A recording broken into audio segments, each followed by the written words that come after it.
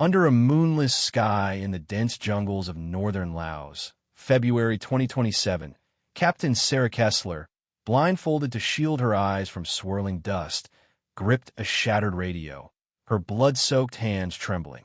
Abandoned by her unit during a chaotic retreat, she was left amid gunfire and fallen comrades, deemed too slow to save. Major Hollis, her commander, had made the call to preserve the squad's formation, leaving her for dead.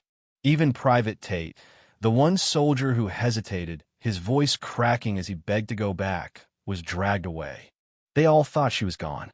But 19 days later, Sarah staggered out of the mine-riddled jungle, clutching a map so precise it could guide an army through hell.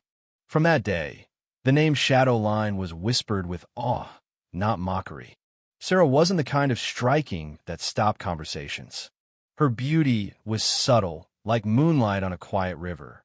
Her dark hair was always tied back, her fatigues plain, no flair to draw eyes.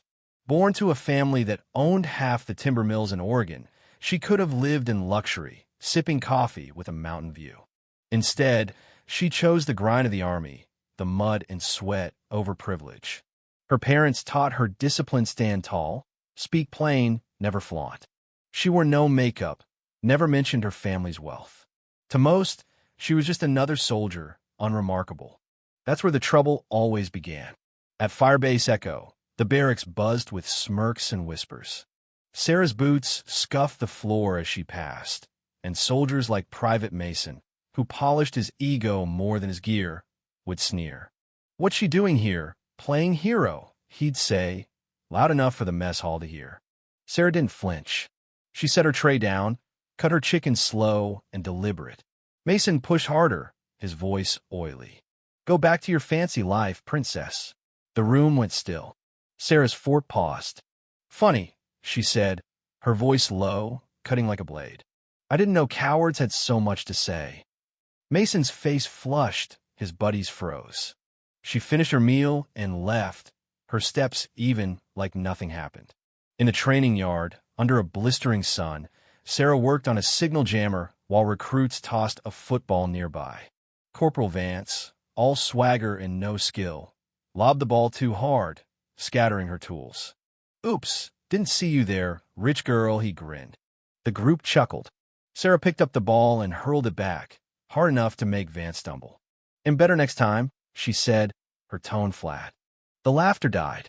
She returned to her work, the jammer humming under her steady hands.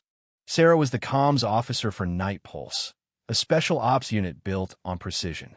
She knew every hill, every stream, like lines in a book. But when the ambush hit in the Muong Fine Valley, everything fell apart. Explosions tore through the jungle. Shrapnel bit in her thigh. She dragged a wounded Sergeant Lyle out a minefield, her hands slick with blood, yelling into the radio, "I'm alive.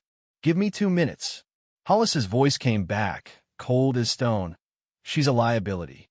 Move out." The line went dead. Tate's desperate plea, "We can't leave her," was silenced by Hollis's grip. Alone, Sarah lay among the dead, the air thick with smoke and decay. For 3 days, she didn't move, her legs screaming, ribs aching. She dug out the shrapnel with a splintered stick, chewed roots to survive, and crawled through mud and thorns, sketching a map with a charred twig. One night, enemy boots crunched inches from her hiding spot in a ditch. A flashlight swept over her, her fever spiking, her breath held tight. She clutched her map, the Shadow Line, marking a hidden trail she'd spotted. When the patrol passed, she exhaled, trembling, and kept crawling. 19 days later, she reached Firebase Echo. Guards fired warning shots, mistaking her for the enemy. She collapsed, lips cracked, clutching the map.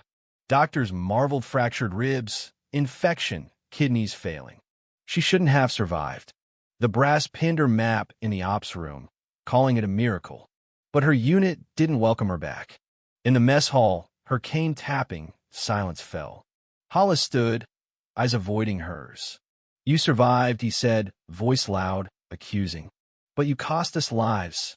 Corporal Grant, all muscle and malice, pointed at her. "Because of you, I lost brothers. Sarah leaned on her cane, her gaze unflinching. I saved Lyle. Where were you? The room froze. She limped out alone. The rumors grew uglier. They called her shadow bait.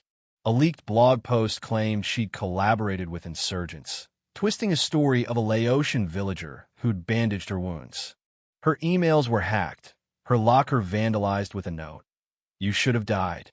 Sarah folded it, tucked it away, and kept working. Her map saved Firebase Orion during a desperate siege, but High Command gave her a commendation in secret, urging her to decline public honors for stability. She signed the waiver, her hand steady. At the ceremony, Hollis was praised for his retreat. Sarah watched from a dusty bus stop, her duffel at her feet, a faint smile flickering.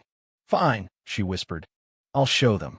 When a cyber attack crippled NATO's systems, only the shadow line remained, guiding units to safety.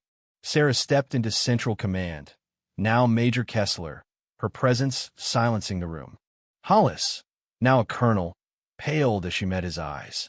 You left me, she said, voice calm but heavy. Now I lead. Hollis was stripped of rank, the note's author discharged, the blogs exposed. Sarah didn't gloat. She walked away, her duffel slung over her shoulder, her steps sure. A young recruit, Nguyen, stopped her one evening. Your map saved my sister at Orion, he said, handing her a hand-drawn shadow line. Sarah took it, nodded, and walked on, the sketch tucked close. She wasn't the hero they wanted, no speeches, no medals. She was the one who crawled through hell and came back with a map that saved lives. Her story isn't a cheer. It's a nod to those who've been betrayed, called names, yet never stopped. What would you do if you were left behind? Would you crawl through hell to prove them wrong? Or would you break? Should Sarah have fought louder? Or was her silence her strength? Drop a comment, hit that like button, and subscribe. Let's talk about what it takes to rise when the world writes you off.